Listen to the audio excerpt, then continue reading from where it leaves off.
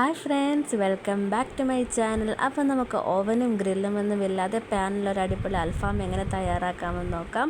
അപ്പോൾ channel subscribe ചെയ്യാത്തവരാണെങ്കിൽ ഒന്ന് സബ്സ്ക്രൈബ് സപ്പോർട്ട് ചെയ്യണേ. അപ്പോൾ നമുക്ക് വീഡിയോയിലോട്ട് പോകാം. ആദ്യം തന്നെ നമുക്ക് മന്തി മസാല തയ്യാറാക്കിയെടുക്കാം. അതിന് വേണ്ടി ഒരു പാൻ വെച്ച് കൊടുത്തിട്ടുണ്ട്.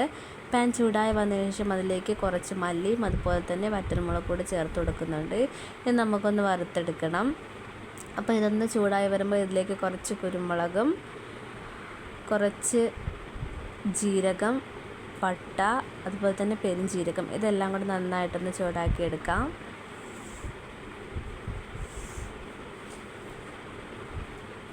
അപ്പോൾ അത് നന്നായിട്ടൊന്ന് ചൂടായി വന്നിട്ടുണ്ട്.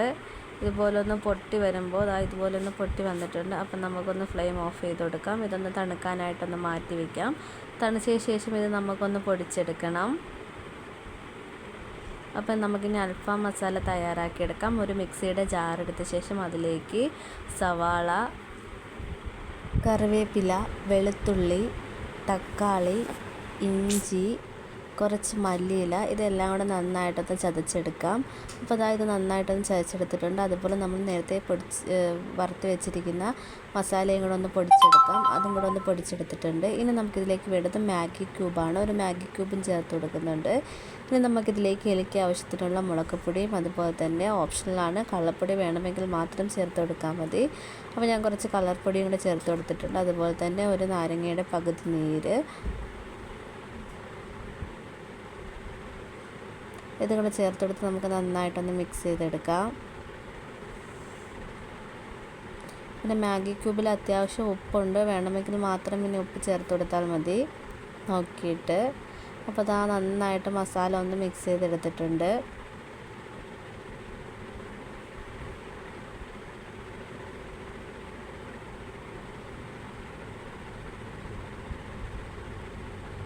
അപ്പം നമ്മൾ മസാലയിൽ നിന്ന് അത്ര നല്ല പേസ്റ്റ് പോലെ ഒന്നും അടിച്ചെടുത്തിട്ടില്ല, ജസ്റ്റ് ഒന്ന് ചതച്ച് അങ്ങനെയാണ് നമ്മൾ മസാല തയ്യാറാക്കിയിരിക്കുന്നത്. ഇത് നമ്മൾ കഴുകി വൃത്തിയാക്കി അതുപോലെ തന്നെ വരിഞ്ഞ് വെച്ചിരിക്കുന്ന ചിക്കനാണ്. വരിഞ്ഞ് വെച്ചിരിക്കുന്ന ഉള്ളിലൊക്കെ നന്നായിട്ടൊന്ന് മസാല പിടിച്ച് വരാൻ വേണ്ടിയാണ്. ഇതിലേക്ക് നമുക്ക് ഈ മസാല നന്നായിട്ടൊന്ന് തേച്ച് കൊടുക്കാം. ആ വരിഞ്ഞ് വെച്ചിരിക്കുന്ന ഉള്ളിലേക്കൊക്കെ നന്നായിട്ടൊന്ന് മസാല തേച്ച് കൊടുക്കണം. അപ്പോൾ ഇവിടെ ചിക്കനിലെല്ലാം ഞാൻ മസാല നന്നായിട്ട് തേച്ചിട്ടുണ്ട്. ഇനി നമുക്കൊരു 10-15 മിനിറ്റ് ഒന്ന് റെസ്റ്റ് ചെയ്യാൻ വയ്ക്കാം. അപ്പോഴേ നന്നായിട്ട് മസാല പിടിച്ച് വരത്തുള്ളൂ. അപ്പോൾ ഒരു 10-15 മിനിറ്റ് കഴിഞ്ഞിട്ടുണ്ട്. അതിനുശേഷം നമ്മൾ പാൻ വെച്ച് കൊടുത്തിട്ടുണ്ട്. പാൻ വെച്ച് അതിലേക്ക് സൺഫ്ലവർ ഓയിലാണ് ചേർത്തിട്ട് കൊടുക്കുന്നത്. ഒഴിച്ചു കൊടുത്തതിന് ശേഷം അതിലേക്ക് നമ്മൾ മസാല പുരട്ടി വെച്ചിരിക്കുന്ന ചിക്കൻ നമുക്കിതിൽ ഓരോന്നായിട്ട് ഇതുപോലെ വെച്ച് കൊടുക്കാം. ഇനി നമുക്കിതൊന്ന് അടച്ച് വെച്ച് വേവിച്ചെടുക്കണം. ഒരു മീഡിയം ഫ്ലെയിമിലിട്ട് വേണം നമ്മൾ ആദ്യമേ ഒന്ന് കുക്ക് ചെയ്തെടുക്കാൻ. അപ്പോൾ ഇതിൻ്റെ ഒരു സൈഡ് ഒന്ന് മൂത്ത് വന്നിട്ടുണ്ട്. ഇനി നമുക്കൊന്ന് തിരിച്ചിട്ട് കൊടുക്കാം.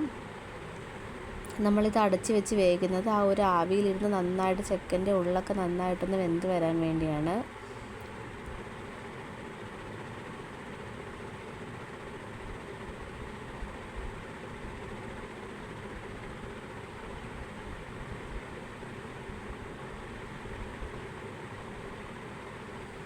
അപ്പോൾ അതിൻ്റെ ഒരു സൈഡ് മൂത്ത് വന്നിട്ടുണ്ട്. അപ്പോൾ നമ്മളൊന്ന് തിരിച്ചിട്ട് കൊടുത്തിട്ടുണ്ട്. രണ്ട് സൈഡ് നന്നായിട്ടൊന്ന് മൂത്ത് വന്നിട്ടുണ്ട്. ബാക്കി തന്നെ നമുക്കിതുപോലെ ഒന്ന് പൊരിച്ചെടുക്കാം. അപ്പോൾ നമ്മുടെ വളരെ ടേസ്റ്റി ആയിട്ടുള്ള അൽഫാം ഇവിടെ തയ്യാറായിട്ടുണ്ട്.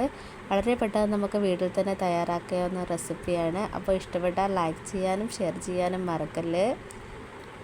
ഇതുപോലുള്ള വീഡിയോസുമായിട്ട് ഇനിയും കാണുന്നവരെ bye and thanks for watching.